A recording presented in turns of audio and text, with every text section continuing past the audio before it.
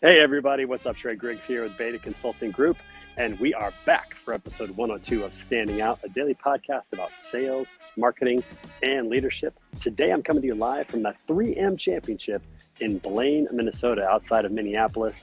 You can see the golf course right behind me. I got some friends here that are playing today. One of my neighbors, Chris Nagel, shout out to him, representing Wildwood. He's going to be coming through here in just a few moments here, which is very exciting today. We got a great show today. We've had a phenomenal week of shows, so make sure you check those out. Go back and check all the shows out that we had this week, including the 100th episode on Wednesday with Charlie Safra, who hosted that. We had some giveaways, gave away some swag, and in fact, a shout out to Melissa Guzman, who posted on LinkedIn today the shirt that she bought, the Finish Strong Friday shirt. And it is Friday, everybody, so make sure you finish strong, whatever you're doing out there today. Get after it. Make sure the weekend turns out really, really well for you. Also, want to give a shout out to our sponsor, to TAFS. These are the good guys in freight factoring. They are making sure that drivers out there have all the resources they need: fuel discounts, tire discounts, insurance, small business loans, factoring, and everything else they need to keep those wheels moving, keep the freight turning. So we appreciate them. If you are a driver or an owner-operator or owning a small fleet, make sure you check them out at tafs.com or click on the link that Morgan's going to put into the comments today that goes directly to my landing page so that you can get started right away and they know that I sent you. They're the good guys. And if you are a freight broker, you can still participate. You can become a referral partner. So check that out today and click on that. Also, while you're online after the show or during the show, check us out at betaconsultinggroup.com. See how we are helping companies with their messaging, their marketing strategies, telling their stories, and all those things. We want to make sure that we're helping companies really build their brand and tell their stories. So check us out at betaconsultinggroup.com. And while you're there, click on the link to check out our swag store, shop.betaconsultinggroup.com. Use the coupon code BETAGO to get 30% off during our grand opening right here in July, and get one of those hashtag shirts like Melissa has, Finish Strong Friday, Iron Sharpens Iron, Be Excellent Today, whatever it is. We've got a lot of great merch there. We'd love for you to be a part of our community and celebrate with us in terms of pursuing excellence every day. Be a part of what we are doing. All right, so here's what we're going to do. We're going to bring on our guest today. I met this woman at TMSA down in Orlando and was just so impressed. We did some workouts together during Mark Monera's workouts in the morning. So we had a blast doing that. And so we're going to have an awesome chat today. She's super sharp, super smart, very generous with her time. And she has her own little podcast we're going to talk about as well. So please welcome to the show my good friend, Nadine Nocero-Tye. Hey, Nadine. Hi, Trey. Good morning. It looks like a beautiful Friday in Missouri. I'm great. Actually, how are you? I'm normally in Missouri. Today I'm in Minneapolis, Minnesota. I'm at the 3M Championship up here. That's right. So my family decided to take a little vacation this week. I have a friend that plays on the PGA Tour, Jared Wolf. And then I have another friend who's in my neighborhood who is kind of working hard. He Monday qualified to get into this tournament. So I have two friends playing in this event. And so we're out here watching them today, enjoying a beautiful 80-degree day here in Minneapolis, just north of Blaine, Minnesota. I wish it was like this in Missouri. It's not. It's super hot. It's like 100 degrees there.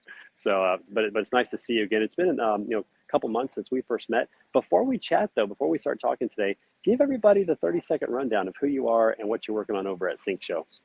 Love it. Thanks so much. So again, my name is Nadine Nocero-Tye. I'm a partner with Sync Show, and Sync Show is a digital marketing agency that specializes in guaranteeing a return on investment. So the pillars of our agency are really built around how do we help you prove the value, justify your marketing budgets, and use a tech stack to tie everything together to say, this is exactly where I'm getting my pipeline revenue. These are the things that are moving the needle in my marketing and sales programs, and this is what I should do more of versus where you should be spending your time doing less of what isn't working. We specialize in transportation and logistics, manufacturing, software, and professional service firms that serve those industries. I love it. And so I have to ask a first question. How do you guarantee return on ROI for marketing? Because that's a challenging thing to do, because marketing, direct attribution of marketing is really difficult. Talk a little bit about that. It's unbelievably difficult, and it requires a ton of discipline. So one thing that we do when we go through working with a potential client is just as they're qualifying us in the sales process, we're really bringing them along to say, this is what it's going to be like to work with us. And this is how it's likely different from other types of engagements you've had in the past. Because it's exactly as you said, it's so difficult to quantify. So we do a ton of work up front to say, how are we creating leading KPIs or key performance indicators that we're all agreeing to, that are saying this is what we're going to hold ourselves accountable for. And then on top of those leading KPIs, we say, what are our SMART goals? What are we looking to achieve over the next 12 months? And then how are we collectively agreeing to say, we're only doing the things that are going to move the needle to help you hit those SMART goals. And if we're not doing things that or if we are doing things that are not going to help you hit those goals, we need to either reevaluate our goals or step back and say, why are we spending our time doing this? You hired us to hit a goal.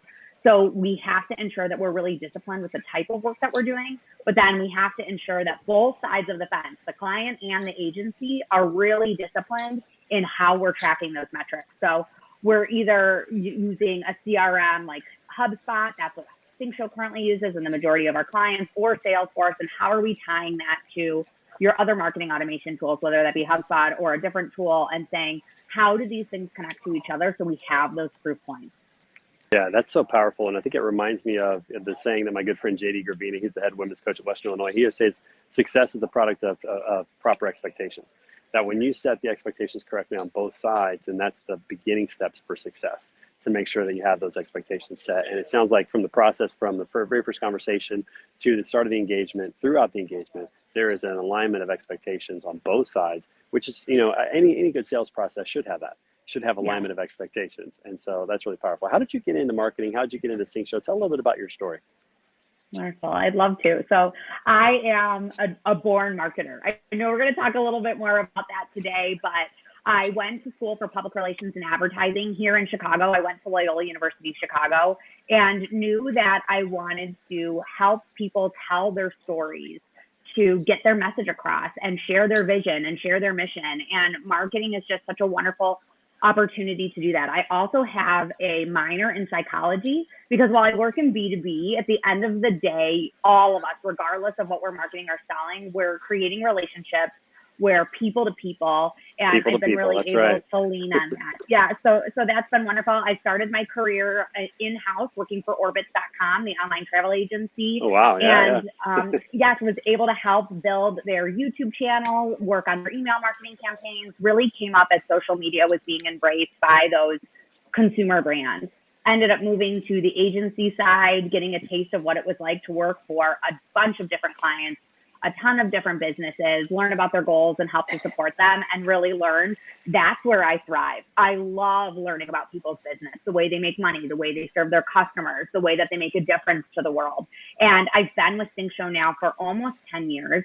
Started out on the account side. So I worked in client delivery, helping those clients hit their goals, working day in and day out to say, all right, we promise these results. How do we get there? What are we going to do to change the plan? Pivot in the middle of all of this to say, we've made a promise. How do we keep our word and how do we get there? And I've been able to build great relationships, learn about tons of different industries, tons of different businesses, and feel grateful to do it. And 10 years has gone by in the blink of an eye. Yeah, no, it's really awesome. And you asked a question there that I think every salesperson should ask during a sales process, and that is, how do you make money? Asking a client, how do you make money? A lot of times that question doesn't get asked to really understand their business. And from a marketing perspective, it's valuable because then you can start to understand what that buyer's journey is going to be like. What do we need to communicate? What do we need to educate on? What do we need to do to bring that process in so that we really understand how they're making money, how they need to speak to their clients to drive revenue? I love that question. I think it's a question a lot of people forget to ask. Definitely. I think a big pillar of our agency that my CEO, Chris Pierre, always says is, how do we turn our marketing into an investment instead of an arts and crafts project? And that's not to insult people who do beautiful designed marketing. It's so important, but it only gets you to that final mile if you're tying it back to the reason you're in business. So that's where we start all of our conversations. Yeah, no, that's really, really powerful. We had a chance to meet down at TMSA, which was an awesome event. Jennifer Carpus-Romaine doing a phenomenal job as the executive director of TMSA. We had a great event there. And you and I met actually, I think, doing push-ups with Dr. Mark Manera at the morning workouts that he had there, which shout out to Dr. Mark Manera. Supply Chain Fitness, I think it's his new brand that he just came out with. But that's kind of where we met. And I think the thing that really impressed me about you was your attitude towards collaboration. You know, like you and I mean, we basically do the same thing. Our, Beta Consulting Group at Sync Show, we do a lot of the same things. And yet you were willing to give me some of your time to just help me as I get started. And I thought that was really powerful, and I appreciated that. What is the, what is the mindset behind that? Where did that come, this idea of like, let's collaborate and help each other become better? Absolutely. Well, first and foremost, I love getting to know people in the industry. As you can see, I work from home. My agency is headquartered in Cleveland, Ohio. I love to collaborate with my team. And prior to relocating to Chicago to work here, I was in the office every day, and I'm so passionate about marketing, and I love talking to people in the space who are smart, who are forging on new paths. And what you're doing is so exciting, especially in transportation and logistics. So I was thrilled to meet you, thrilled to get to know you. And bluntly, there's enough room in this space for all of us. You have a strong specialty. I have a strong specialty. We can go farther together than we can alone. So I always welcome the opportunity, and just felt so moved by your mission and the passion that you bring to the table. It's like, I want to surround myself with people who are like-minded and drive that same passion. Yeah, I agree. And I'm seeing more collaboration in the industry. I'm seeing more collaboration among freight brokers, which is really exciting. I know that Jordan Reber at ARL, he's been really passionate about just creating collaboration, helping everybody get better. I think that when you think about business, it's not really competition. I mean, there is enough, to go around. There's enough pie to go around. We all have kind of our specialty, but I do think you're right. When we do work together, when we learn from each other, when we help each other out, when we say, hey, I can't take on this project, but hey, Sync Show could do it. Let me get you in touch with them. I've had somebody do that for me already from TMSA who said, we don't have time for this, but talk to Trey. I think he could help you out. Like when we do that, it just helps everybody out. And I love that collaboration aspect in our industry. I feel like it's growing, it's getting better, but there's definitely more that needed.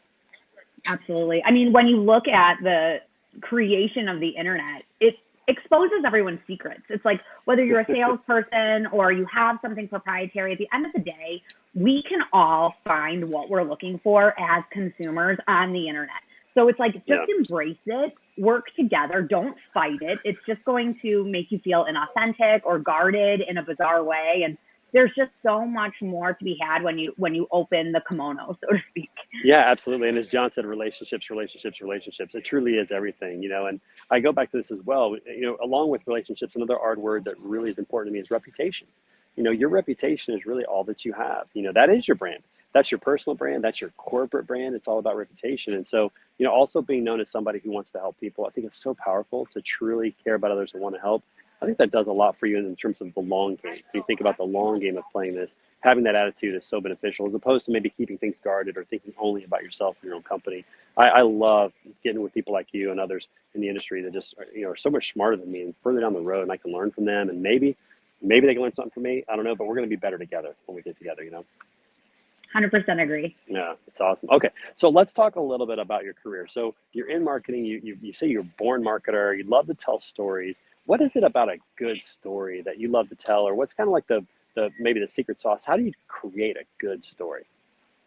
Sure, absolutely. So I'm actually going to give a little bit more of a methodical answer than something more on the creative side.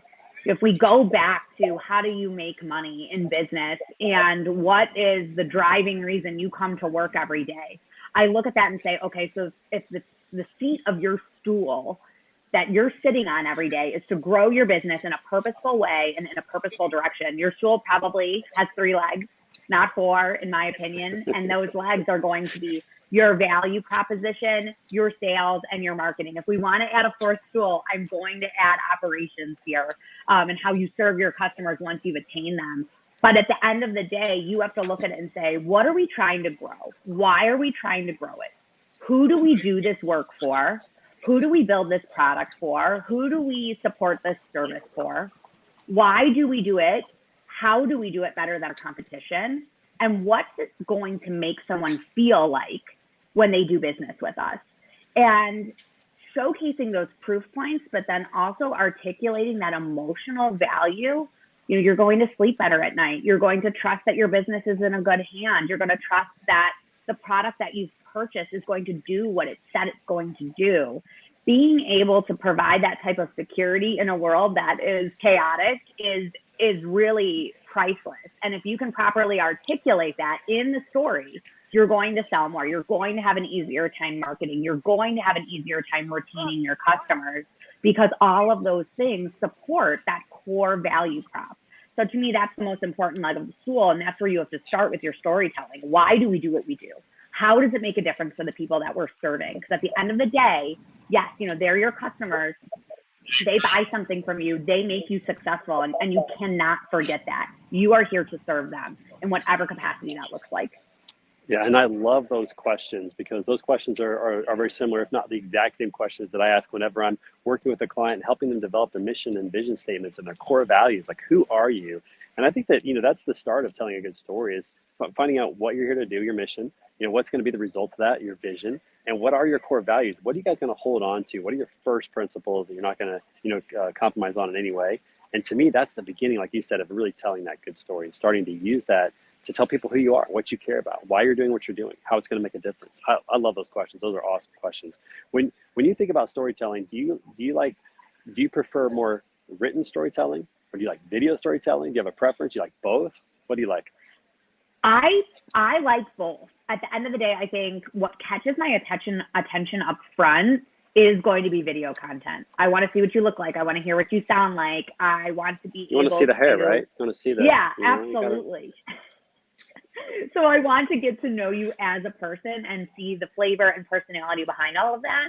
And then I'm going to say, okay, but what are you saying? And then how can I read more about it, and how can I dive deeper? That's just typically how I learn. I know people are either visual learners, or they're people who like to read and absorb, but I like some sort of combination of both, because I think while I like to go deep, I also want to just get to know someone and get to know their brand and their business. Which of those two forms of content do you think is more difficult to do really well?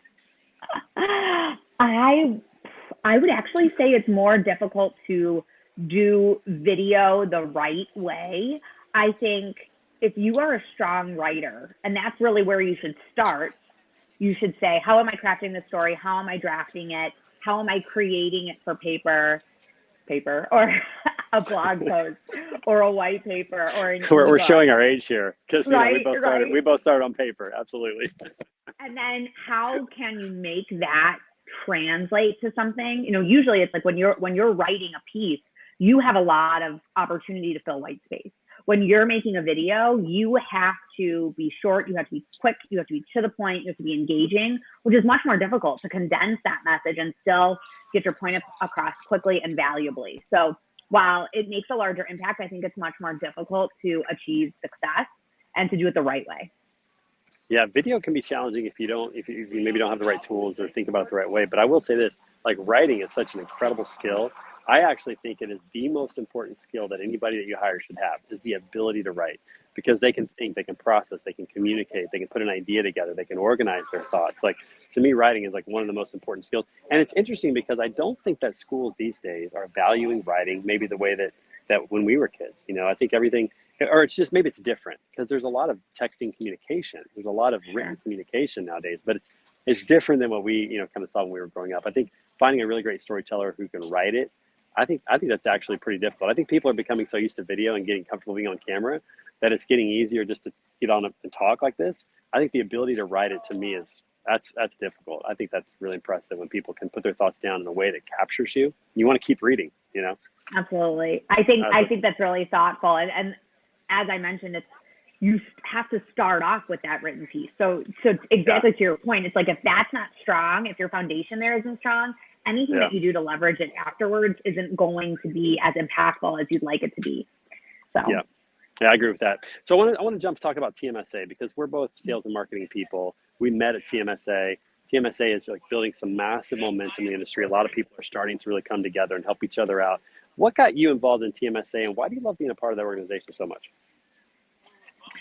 I do love being a part of the organization so much. And I've personally been involved for coming up on 5 years now that my CEO introduced me to the organization. So while he is the founder and president of our company, he is a tried and true salesperson. So he has built our agency from the ground up over the last 20 years. And when we started focusing in transportation, which is, gosh, 15 years ago, he really dug in and said, so where am I going to find like-minded people to work with together? And exactly what you said about collaboration when we started this conversation, that is absolutely the backbone and the mission of TMSA. So how do transportation, marketing, and sales people come together who are competitors, who are oftentimes direct competitors, and say, this is a safe space, let's put all of it aside and learn from each other and grow together.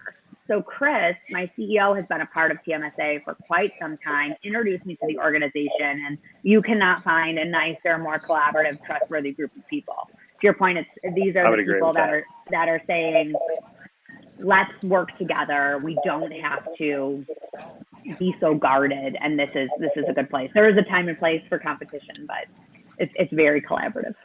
Yeah, no, I love that. I met so many people that have strengths in different areas. I met Nadine Nocero-Tye, who knows SEO like crazy, and met a lot of different people that have skill sets that are way better than mine that I can learn from. And it was just such a great organization to be around. I know we got Savannah coming up next year in June. Yeah. There's an executive conference coming up, and I believe it's September. Is that right? I think it's September. I think it's mid-October in Atlanta. Okay, that's right. It's in Atlanta. So there's tons of opportunities for people to get involved. And I think it's valuable because I grew up, my sales career started in transportation, my professional sales career at DAT, and they had great marketing. They have a great brand awareness. People know what they do and who they are before they ever call you, which is a salesperson. That made it super easy. So I realized the value of that. I've been at so many other organizations that were just getting started with that, and I've just seen other organizations in transportation really struggle with marketing, with telling their story and getting their brand out there. There's just so much opportunity for a company to really take off. I reference them a lot, but Freight Vana to me has done a good job of that. They came in the industry, they've been in for a year, and a lot of people really know a lot about who they are, their brand, their culture, what they believe in. They're growing up like crazy, and it's all because they've invested in their marketing to put that out there. So they're able to recruit better. They're able to find clients easier who already kind of know who they are and what they're doing. I think there's a massive opportunity in transportation for companies to jump on board, connect with TMSA, and really start building their brand and telling their stories. I'm excited to see that over the next 5 to 10 years. I don't know, what's your take on the industry and overall what you've seen? Sure. So I think that, to your point on transportation, marketing and sales and the evolution of it, during COVID, we have seen such an influx of people saying, I'm going to start a brokerage, I'm going to start a 3PL, I'm going to go ahead and take advantage of where the market is going and the chaos around it. And because of that, there's so many players in the space, and some are doing a great job. Others are working really hard to grow. And then there are also some that just bluntly give the industry a bit of a bad name. And as a consumer, it can be hard to sort through all of that. So when you are building your brand and you have, whether you've been around for 100 years or you're new in the space, it's so important to not only differentiate, but also use proof points to show that. So I think that just during the last few years, there's just been such an influx of noise in the space and people trying to sort through that. And also with the way we've seen the supply chain go completely I was going to say off the rails, no pun intended, but no, that's a great pun. I like it. Use it. We've seen things just become so chaotic, and now things are calming down a bit, which is wonderful. People are able to refocus, be a bit more proactive, but often during this time too, they haven't had to focus on marketing in as aggressive of a way because sales were just so dominant. But it's also a great time to step back and say, all right, now that I'm able to look at this through that lens, be a little bit more proactive. What do I want out of my marketing? What do I want out of my vision statement? What do I want? How do I want to go to market, and how do I want to brand myself?